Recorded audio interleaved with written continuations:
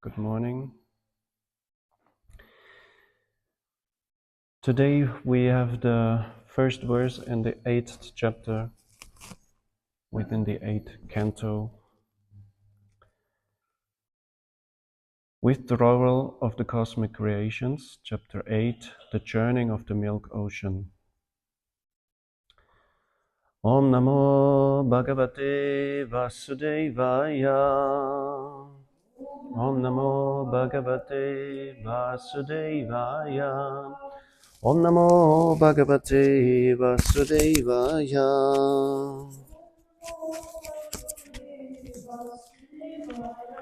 Om Namo Bhagavate Vasudevaya.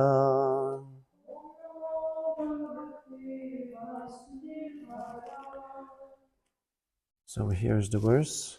Shri Shukla Uvacha. Shri Shukla Uvacha. Pitegare Vrishankena. Pritaste Maradanava. Mamantus Tarasa Sindhum. Havirdani Tato Bhavat. Shri Shuka Uvacha. Pitegare Vrishankena. Pritaste Maradanava.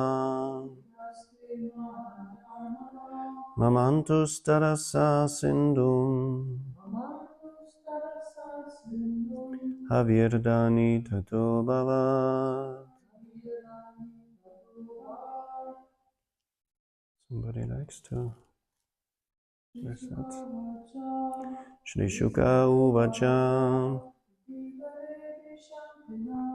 Pitegare Vrishankena. Pritaste Maradanava. Mamantus Tarasa Sindhum.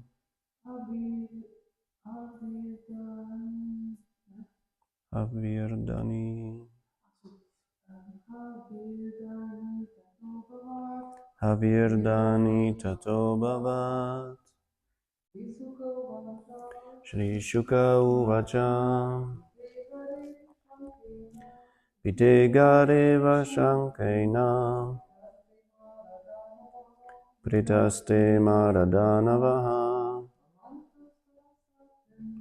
Mamantus Tarasa Sindhum. Havirdani Tato Bhavat. Okay, here's the word by word translation. Shri Shuka Uvacha. Shri Shukadeva Goswami said, Pite was drunk. Gare, when the poison. Vrisha Ankena, by Lord Shiva, who sits on a bull. On a bull.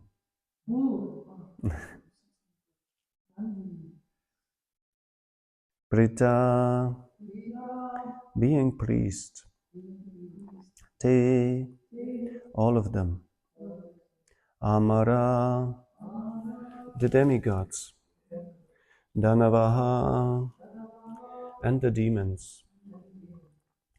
Mamantu, again began to churn. Tarasa, with great force. Sindhum, the ocean of milk. Havirdani, the Surabhi cow, who is the source of clarified butter. Tata, from that churning. Abhavat, was generated. Translation and purport by His Divine Grace, Srila A.C. Bhaktivedanta Swami Prabhupada. Shukadeva Goswami continued, upon Lord Shiva's drinking the poison, both the demigods and the demons, being very pleased, began to churn the ocean with renewed vigor. As a result of this, there appeared a cow known as Surabhi. Purport. The Surabhi cow is described as Havirdhani, the source of butter. Butter, when clarified by melting, produces ghee or clarified butter, which is inevitably necessary for performing great ritualistic sacrifices. As stated in Bhagavad Gita, chapter 8, verse 5, Yagya dana tapa karma nadyajyam karyam evatat. Sacrifice, charity, and austerity are essential to keep human society perfect in peace and prosperity. Yagya, the performance of sacrifice, is essential. To perform yagya, clarified butter is absolutely necessary. And to get clarified butter, milk is necessary. Milk is produced when there are sufficient cows. Therefore, in Bhagavad Gita, chapter 18, verse 44, cow protection is recommended. Kri go rakshya vanijyam vaishya karma svabhavajam. So one more time the translation. Shukadeva Goswami continued, upon Lord Shiva's drinking the poison, both the demigods and the demons, being very pleased, began to churn the ocean with renewed vigor. As a result of this, there appeared a cow known as Surabhi. Om Jnana Timirandasya Gyananjana Shalakaya Chakshurun Militam Jena Tasmai Shri Gurave Namaha. Vandeham Shri Guru Shri Shuddhapada Kamaram Shri Gurun Vaishnavamscha Shri Rupam Sagrachatam Sahagana Raghunatam Vitam Tam Sajivam Sa Advaitam Savatudam Varijana Saitam Krishna Chaitanya Devam Shri Radha Krishna Param Sahagana Lalita Shri Vishakanvitamscha Jayatam Surato Pangor Mama Manda Matagati Matsarvasva Param Bhujo Radhi Madana Mohano. Hey Krishna Karuna Sindhu Dinabandho Jagatpate Gopesha Gopika Kanta Radha Kanta Namastute Tapta Kanchana Gaurangi Radhe Vrindavaneshwari Vrishabhanu Sutta Devi Pranamami Hari Priye Vanchaka Pararubhyascha Kripa Sindhu Bhyaivacha Patitanam Pavanebhyo Vaishnavebhyo Namo Namaha. Jai Shri Krishna Chaitanya Prabhu Nityananda Shri Advaita Gadadada Shri Vasadi Gaura Bhakta Vrinda Hare Krishna Krishna Krishna Hare Hare Hare Rama Rama Rama Hare Hare. So one more time, good morning everyone. I hope with your blessings I can speak some relevant upon this verse. As we start a new chapter that is entitled The Churning of the Milk Ocean, we can see by the title of this chapter already that now the nectar becomes to realized or becomes to comes to the surface. I just summarize maybe one more time the topic. So the demigods and the demons, they are churning the milk ocean. We saw the manifestation of Kurma, the tortoise expansion of the Lord or incarnation of the Lord. Vasuki is there functioning as a rope on which on both sides the demigods and the demons are holding one end and trying to move the mountain, the Mandara mountain, that is functioning as a quirl. Yeah, somehow or other, we heard about Shiva's helping out, because in the beginning of the quirling the milk ocean, or churning the milk ocean, we saw that, or we heard about that a lot of poison came up in the beginning. And this poison was deadly poison, so not just a little bit intoxicating, but very torturing poison. And they did not know what to do, so Shiva was coming into the scene and drinking the poison, so the problem was solved. And after this, now the churning goes on, and here in this verse we hear already as the first result or positive result, the Surabhi cow appeared. We hear in this chapter then later on that there's a lot of other wonderful items and personalities appear. There's the Dhanvantari will appear. There will come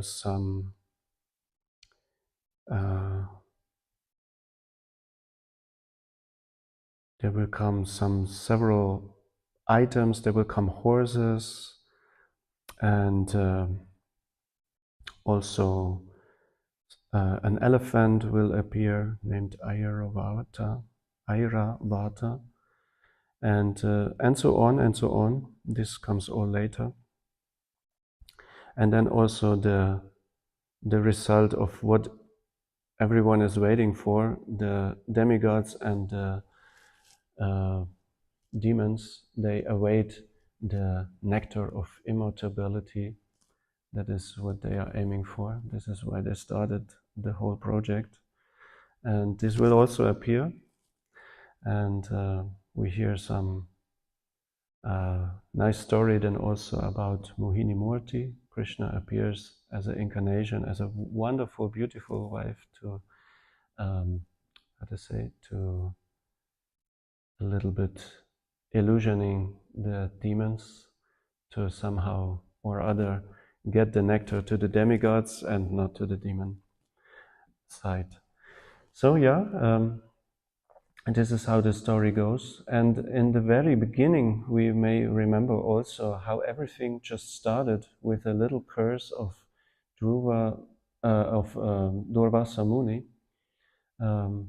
because he gave a garland, or he wanted to give a garland to Indra, the king of heaven, and somehow or other he just was a little bit not so aware of this, and he just hang it to the elephant, to his elephant on which he rides, and then the elephant somehow or other he took it with his what is it in English? His trunk.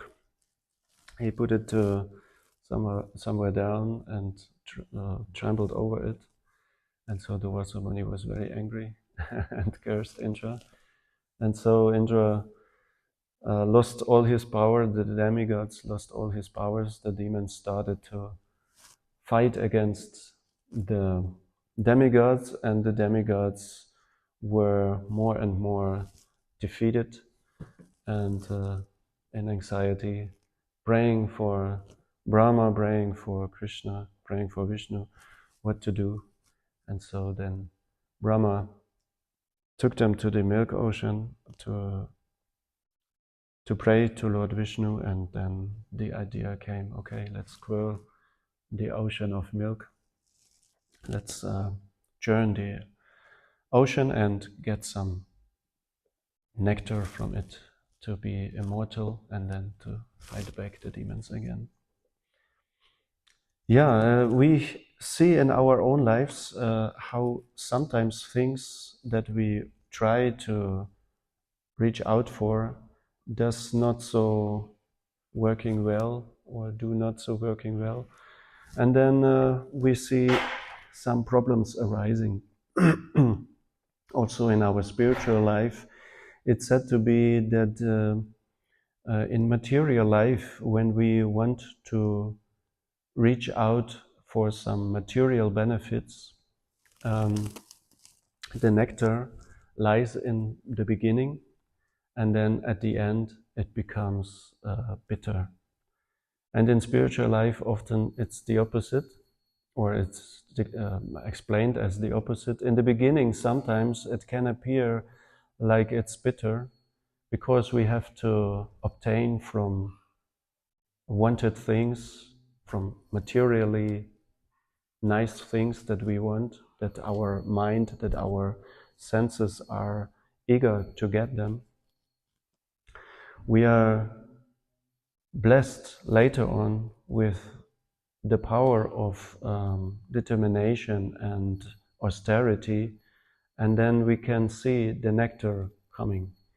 But in the beginning, this austerity seems to be like bitter sometimes, and we feel like, oh, it's not so tasty. Spiritual life can be difficult, can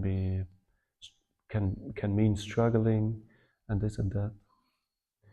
But we hear also the explanations of what comes before Raganuga Bhakti or Prema Bhakti. Prema Bhakti is explained as a very beautiful gift given by Krishna. We become very joyful. We become. We hear many stories about the Panchatattva, like they are very joyfully distributing and showing this Prema Bhakti, like dancing, like being full of joy, crying tears of separation on the one side, or crying tears of joy even when they are in their kirtans. And so we understand, wow, that's a really high form of joy. It's explained that the joy of liberation cannot even measure, or one cannot even understand this joy of Prema Bhakti. It's much more higher. But yeah, before this, there's the process of Vaidhi Sadhana Bhakti. We need to perform some austerities. We need to let go all the material wantings, the material desires, the material sense gratifications. And we need to train ourselves for hankering out for the real goal in life, for Krishna, for Krishna's satisfaction, to make Krishna smile, not ourselves, to make Krishna be satisfied, not ourselves. This can in the beginning mean that we try to, or that we have the feeling that we just do it artificially. Oh, this chanting of my rounds, when will it come to an end? 16 rounds, and one counts like, okay, I'm with round 14, round 15, finally round 16, and then in the very morning, in the Brahma Muhurta time, the sleep comes over, or the tiredness. The mind is creating all his bubbles, all his games. We are tricked by Maya, by our own, so to say. It does not need always just external things that bewilder us, but the mind is so strong. He creates all obstacles that we can think of. To be just focused with ourselves, or on ourselves, and not with on the holy name. To be focused not on Krishna. And that is our problem. So we need to train this. And in the beginning, this can be a little bit difficult. We see also all these services that we may like or don't like. When it's services that we like, we are thinking, okay, spiritual life, actually it's not so bad. It's nice. It's a nice thing. One can perform kirtan. I like to sing. I like to be an artist. I like to present myself in front of others. Wow, yes, that's nice. I will do it. But then there's also services where we need to, overcome ourselves, and who likes to clean every day the temple, or who is every day in the mood of doing something for others, for being selfless, for distributing the books. Sankirtan, sometimes I speak from my own experience, as I do this for 10 years now already. Sometimes we have our ups and downs, and sometimes when we are up, we feel, okay, that's nice, let's do it. But sometimes we feel not so happy, or we feel not so convinced at all. We feel like, okay, it's raining, it's snowing, it's cold, or it's torturing hot. The people, they don't like us anyway. We know some people don't like it. They, we are like those who remind them, oh, meat eating is actually not a fortunate thing, it's a sin. It's a sinful activity. The same like drinking, taking drugs, playing in a gambling hall, and this and that. It's all sinful activities. Also to just enjoying the senses with each other. It's not the meaning of life. It's what animals can do, and they know.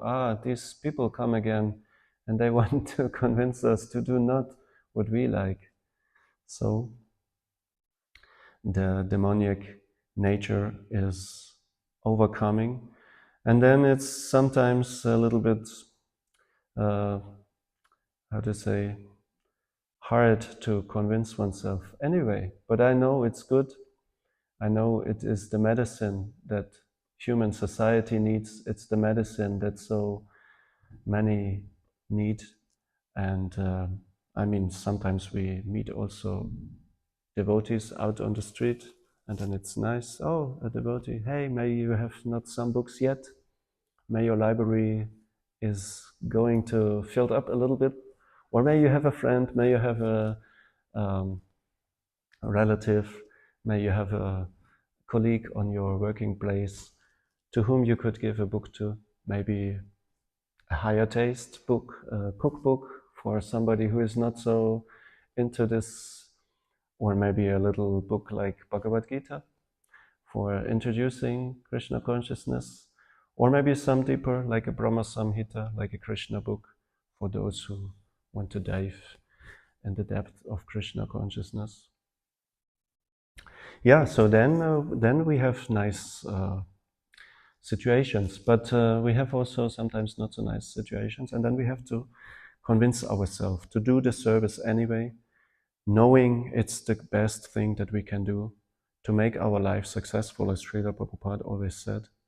Everything else is like just chewing the chewed, or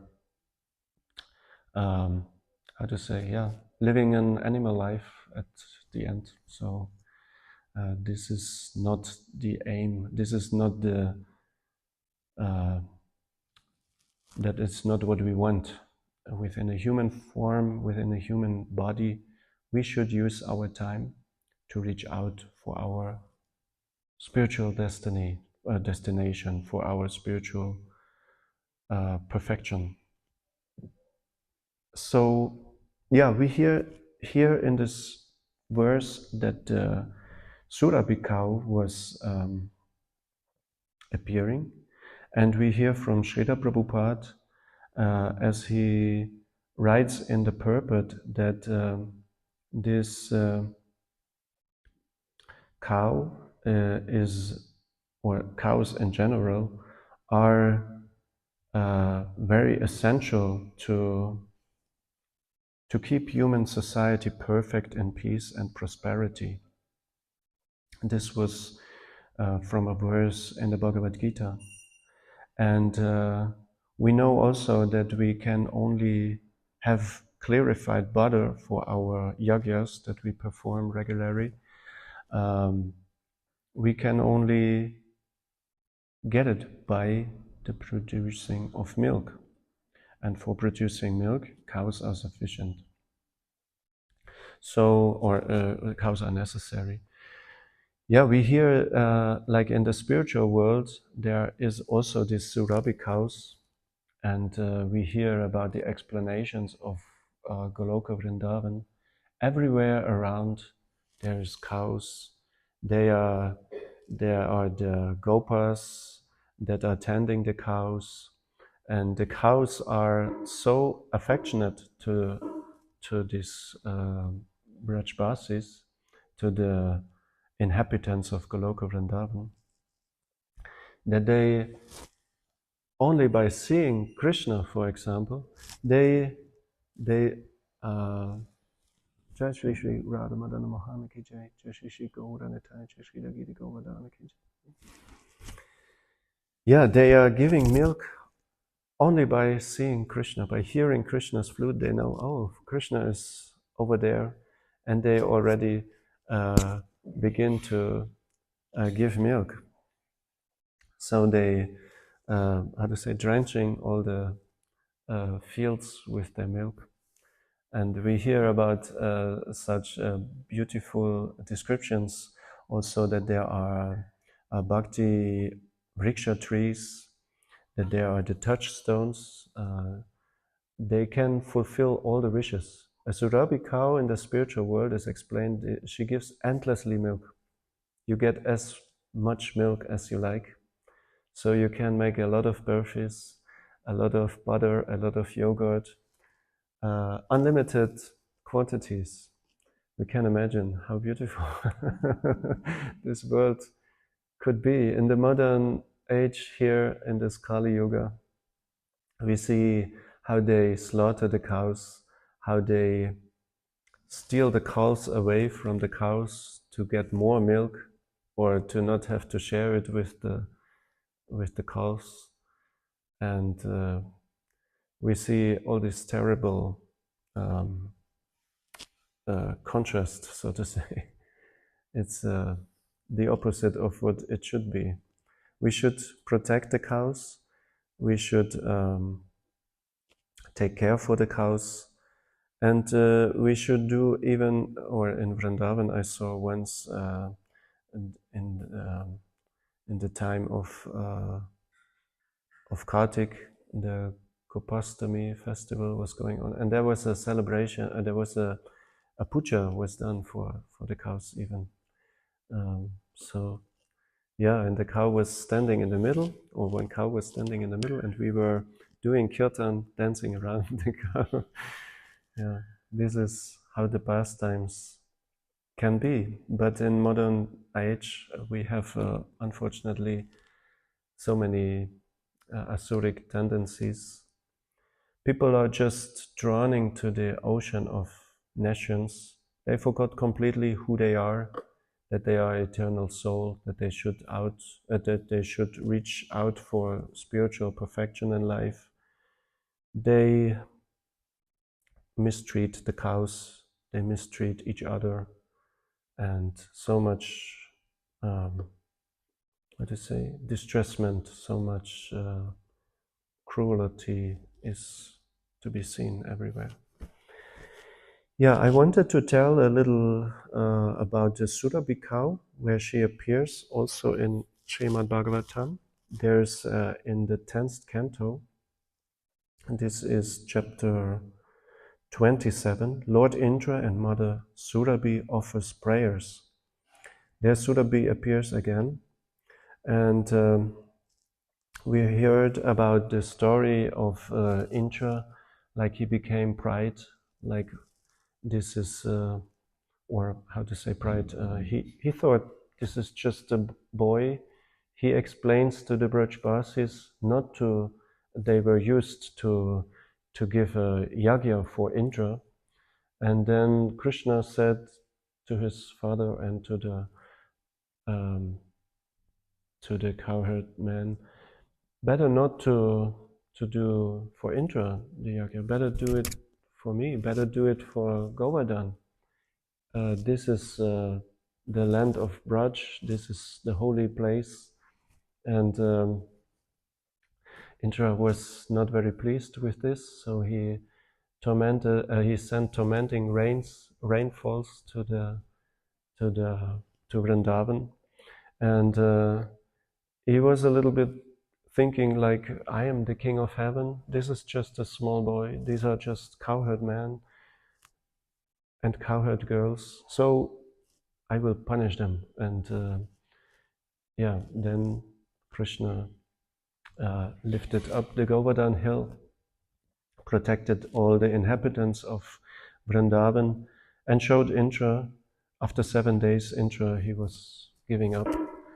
He showed Indra, I'm the highest personality of Godhead, and you are a fool when you just try to argue the land of Vrindavan and its inhabitants.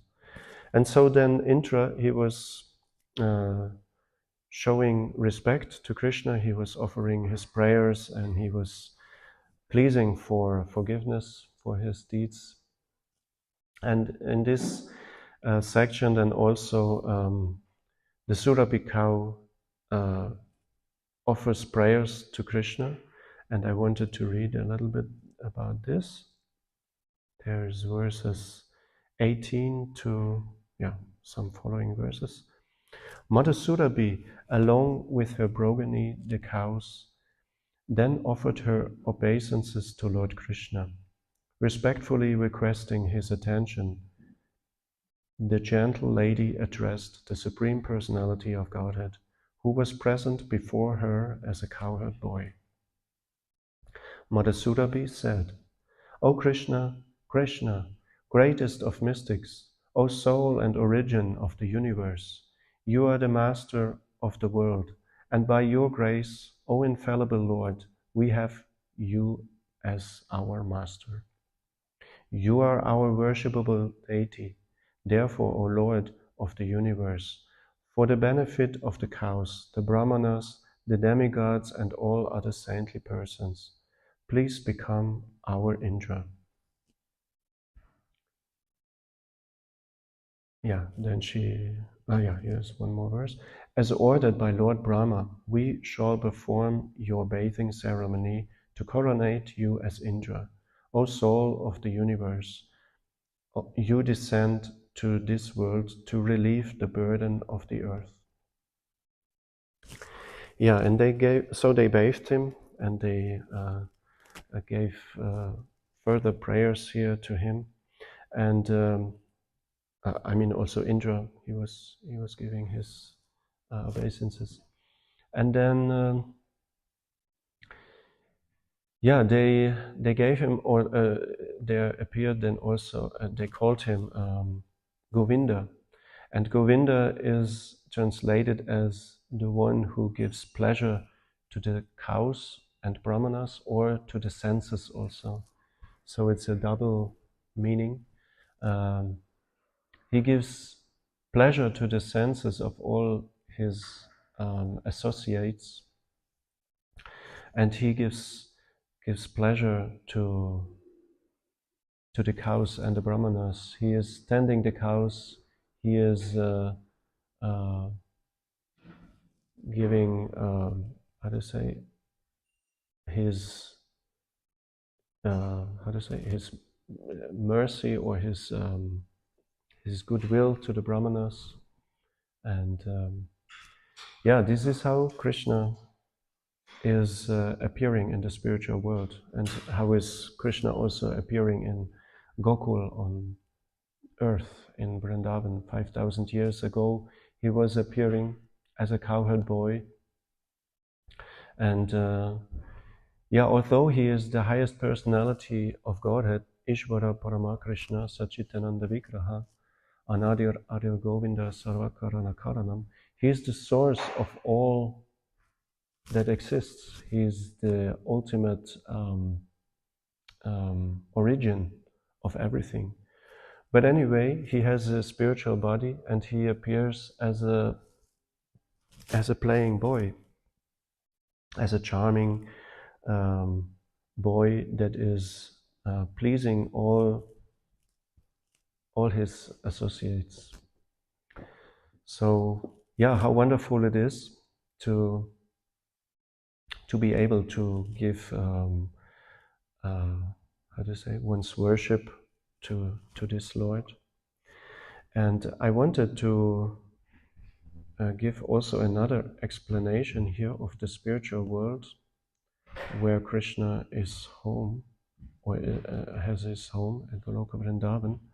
There's a description that I found, or that I'm reading right now in the Brihad Bhagavatamrita by Sanatan Goswami. And in the third part, after all the traveling of Narada Muni, and then later on also there's a cowherd boy, his name is Gop Kumar, and he was traveling to here and there. He was chanting a mantra that was given to him by a spiritual master, and he was, or by a brahmana, and he was reaching out only for Madana Gopal. This is another name of Krishna. And then he found him, and here we have the end of the second part already, 7th chapter. There is some description of the spiritual world given by Brahma, not by a Brahmana, but by Brahma. And there he says, Svarga is the goal achieved by such pious practices as control of the mind and senses, and Brahmaloka is the highest destination achieved by those who engage in intense spiritual discipline. But to rise to Goloka, the planet of the cows, is most difficult. That world was under attack, but you, O Krishna, competent, steadfast, and wise, saved it by putting an end to all outrages against the cows. So here we see also Goloka Vrindavan is called here as the planet of cows. So yeah, and there are some more verses. Just let me find. There, Brahma is glorifying Krishna and glorifying also that highest abode in the spiritual world. I worship Govinda. This is from the Brahma Samhita also. I worship Govinda, the primeval Lord. He resides in everyone's heart as the Supersoul, and simultaneously in his own realm, Goloka, with Radha, who resembles his own spiritual figure and embodies the ecstatic potency, Hladini. Their companions are her confidants, extensions of her bodily form, who are permeated with ever blissful spiritual rasa. Lowest of all is the mundane world, Devi Dharma. Next above it is the abode of Mahesha, Maheshadam.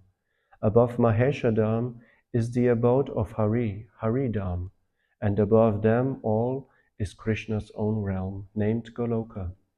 I adore the primeval Lord Govinda, who has allotted to the rulers of those graded realms their respective authorities. I worship that transcendental realm known as Shvetadvip. Shvetadvip is here meant not as the Shvetadvip in the material world, so on the heavenly planets, but Shvetadvip as the spiritual world or the spiritual abode.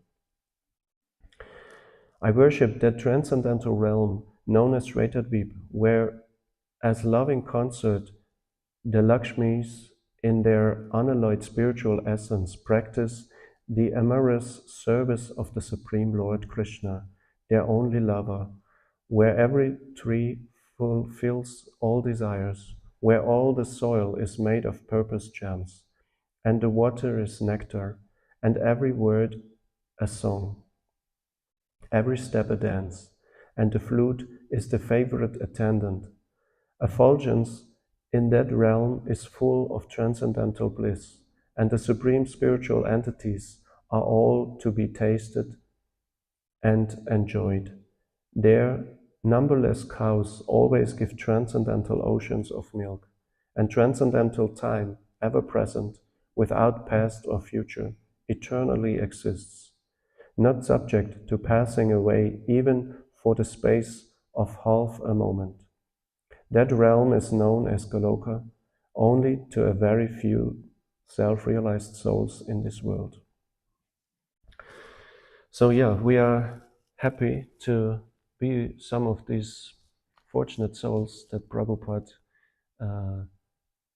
gave his mercy to, or that were able to come in contact with a real spiritual master, that came in contact with this knowledge of the absolute truth of the spiritual world, where Krishna resides, where we hear these beautiful explanations. And yeah, we hear of all this bliss, and we see also this bliss appearing in ourselves, maybe more and more, step by step. We learn more and more to let go all these material things and to, churning the nectar more and more. I heard this once also from my spiritual master. He said, we must become hunters for the nectar. And another statement by another devotee was, we have to churn the nectar. So we again and again, we have to hear about Krishna's pastimes. We have to absorb ourselves into our japa, into our kirtan, into our bhajan. And the most powerful, service that we can do is to invite all the fallen souls to do also like we do, and to spread Krishna consciousness far and wide all around the globe. So that is Srila Prabhupada's desire, that is Chaitanya Mahaprabhu's desire. So yeah, let's do it. And I wanted to conclude also with a verse from Srimad Bhagavatam in the first canto, second chapter, sixth verse. Savaipum samparo dharmo yato bhaktir adokshaje ahaituki apratihata yayatma suprasidati. There it is said that the supreme occupation for all humanity is that by which one can attain to loving devotional service unto the transcendental Lord, and that such service must be unmotivated and uninterrupted to completely satisfy the self. So here we see also that this service is maybe sometimes in the beginning it can be a little bit challenging to our mind, to our customs, but later on it will be more and more clear that it really satisfies the self. Nothing gives this taste, we heard also here, like the association with Krishna in the spiritual world, in the highest abode, Goloka Vrindavan. Even not the liberation, even not the being together with the highest supreme on Vaikuntha planets. Even there, one cannot taste this rasa, this highest ecstasy, like the inhabitants of Goloka Vrindavan are doing or are relishing. Either Krishna is there or not, when Krishna is somewhere in the forests or in the fields with the cows, they are waiting him to come back, and they're crying tears of separation. And when he's coming back, they're crying tears even more because they are so happy to see him when coming back. So this is the, how to say, the mystic of Krishna, the, how to say, unlimited blissful relation with his associates or for his associates. So yeah, we are going step by step, and we try to fulfill Srila Prabhupada's desire to take as many souls with us on this way back home to Godhead. I have here some quotes of Srila Prabhupada, and with this I want to finish then also. Srila Prabhupada once said, "Krishna is so kind that he is always with us as friend. If we can learn to treat him with our friendly love and affection, the reciprocation is permanent, and that is the highest success of our human form of life." And another statement, "Our business is simply to love Krishna. The more you love Krishna, the more you become perfect. Simply increase your unalloyed love for Krishna. That is perfection of life." Yeah, simple as this. And yeah, as simple as it is, as simple as also Krishna consciousness in practice. Actually, we are always dancing, we are always feasting, we are always meditating, we are always, what I forgot, we are singing, we are doing kirtans. What can be more beautiful, more wonderful than this? As a last realization on Sankirtan, maybe I can, or maybe not, I have to let you know. I guess all of you know, when you go on the streets, when you meet all these people, in their problems, in their distresses, in their busyness, even when they are young, beautiful, rich, and maybe successful in life, you never find this kind of joy that you find in a self-realized person. You meet sometimes devotees and they're just shining out of their eyes in the world, and you see, wow, this person is just happy. And he is just happy because he is connecting to Krishna. All these people out there, they have an artificial or a superficial form of joy, maybe from time to time. But in general, even because the most people are not young, they are not rich, they are not so successful in life, and maybe they are some kind of successful, but not that successful that they say, wow, I did it. Man, can you see it? I am a real, how to say, I'm a real master. I'm the one, you know. The most of the people, they are just in distressment, they are just in busyness, they are just running behind their, how to say, clock, so to say. They are always running to somehow get it, to somehow get to the thing that they really wanted. And at the end, they see, no, it's not coming. And if it comes, it's just for some time, and then I lose it again, as material life goes. But yeah, this material life is how to say, at least in the material, in the form of a human body, is at least giving one a chance. One can get these books. One can meet some devotees from time to time, and then one comes to the real nectar.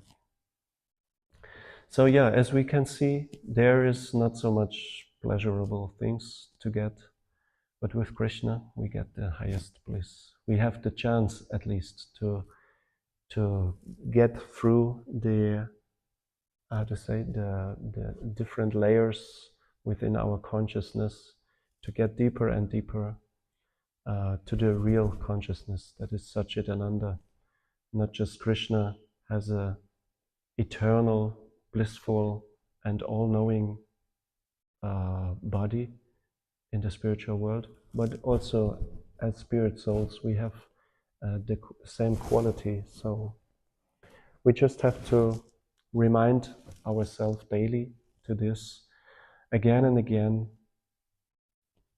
Get to Krishna, get out of the material distressments, and make our life successful. Okay, yeah, that's maybe so far it. Maybe you have some questions, maybe you have some critics or some addings. Thank you very much for your wonderful lecture. You said at the beginning there are also challenges in spiritual life. And taking prasadam is actually seva, but due to age and health, like in my case, I have to reduce it to a minimum. No feasting anymore. And Oh my God. question is, the challenge is how to come to this point to really want to satisfy Krishna's sense. Also I feel when the amount is over that Krishna is satisfied, but the last pushing of the senses and the weakness of the body also once more. And how can I make really progress and become these spiritual strengths that I really want to finish when Krishna's senses are satisfied, and not to continue and at the end damage the body more. Wow, that's a how to say, not hell on earth, but maybe a thing to discuss also, or to how to say, to think about. I mean, I'm not in this age yet, so I have not a problem yet. To be not able to digest anything anymore. We heard about feasting is also a service, taking prasadam, and in ISKCON, in our movement, we developed this culture of creating delicious and sumptuous feasts that are not so healthy maybe for some, or how to say, for some they cannot digest everything, or they have little how to say in English, Unverträglichkeiten, allergies or this and that. And how to, your question is now how to honor these spiritual strengths. how to I know, okay, it doesn't make sense. If I go further, then Krishna is satisfied, then I'm actually also ich schade mir selber. Also to become these strengths on the last at the end. I see. I mean, to take prasad, to accept prasad, prasada means the mercy of Krishna. This is given by Krishna, and we can accept. I mean, if we cannot eat everything, but what we eat, we offer to Krishna first, and then we have this mercy from Krishna anyway. We have the same mercy from Krishna. Then it's, how to say, in my understanding, it's not to eat the sweetest cake or to the sweetest sweet rice or sandesh and so on, but to accept it as Krishna's reciprocation, as Krishna's mercy that he gives to us. Like we get Krishna's mercy by the scriptures, by the knowledge about Krishna, with Nam Prabhu, with the chanting of the holy name. This is all Krishna's mercy, so to say. Yeah. So we get the strength anyway. Even if we don't know, even if we don't be aware of, but the mercy comes in any case. Yeah, yeah. I don't know. Is this okay as an answer? Like Uma said, start again every day. try again to do your best to follow. Yeah. Yeah, to try is the perfection. We try our best. Yeah. Yeah. Yeah, okay. Thank you for listening. Grandaraj Srimad Bhagavatam Ki Jai. Ananda Koti Vaishnava Vrinda Ki Jai. Jai Srila Prabhupada Ki Jai. So have a wonderful day in Krishna consciousness. And yeah, try to do your best to satisfy Krishna, to make Krishna happy, and to make Krishna, or to make also spiritual master, how to say, happy, and yeah, doing your best. Wish you a wonderful day. Hare Krishna.